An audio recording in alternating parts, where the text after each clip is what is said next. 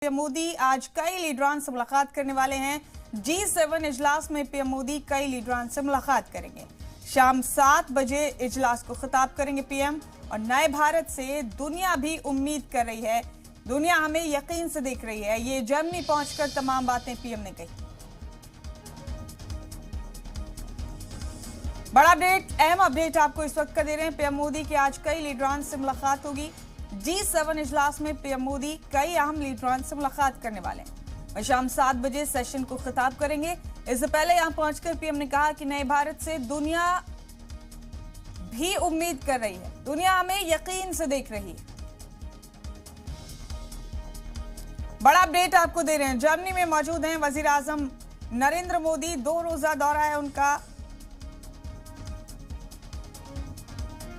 उनके दौरे का आज दूसरा दिन है और शाम 7 बजे इजलास को खिताब करेंगे पीएम मोदी। इससे पहले उन्होंने कहा कि नए भारत से दुनिया भी उम्मीद कर रही है, दुनिया में यकीन से देख रही है।